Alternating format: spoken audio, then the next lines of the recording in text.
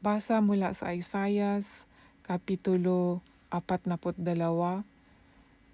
versikulo 18 hanggang 25.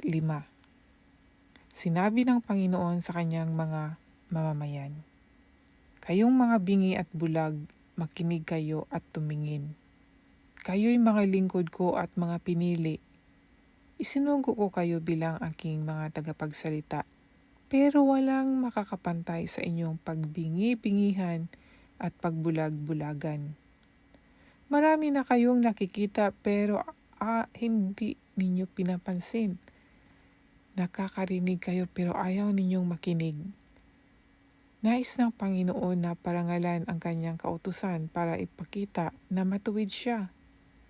Pero ngayon, ang kanyang mga mamamayan ay ninakawan, sinamsaman ng ari-arian, inihulog sa hukay o ipinasok sa bilangguan, at walang sinumang tumulong sa kanila. Mayroon ba sa inyo gustong makinig o magbigay halaga mula ngayon sa inyong narinig? Sino ang nagbigay ng pahintulot na nanakawan at samsaman ng ari-arian ang Israel? Hindi ba't ang Panginoon na siyang pinagkasalaan natin? Sapagkat hindi natin sinunod ang mga pamamaraan niya at mga kautusan. Kung kaya ipinadama ng Panginoon ang matindi niyang galit sa atin sa pamamagitan ng pagpapahirap sa atin sa digmaan. Ang galit niya ay parang apoy na nakapalibot at sumusunog sa atin, pero hindi natin ito pinapansin o iniisip man lamang.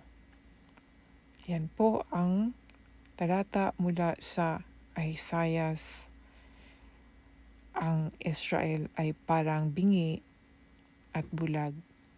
Na sana po mga kaibigan ay meron kayong naunawaan tungkol dito at ma-reflect sa ating sarili kung ano nga ba ang ibig sabihin ng mga talatang aking nababasa. Hanggang dito na lang po, and God bless po sa inyong lahat.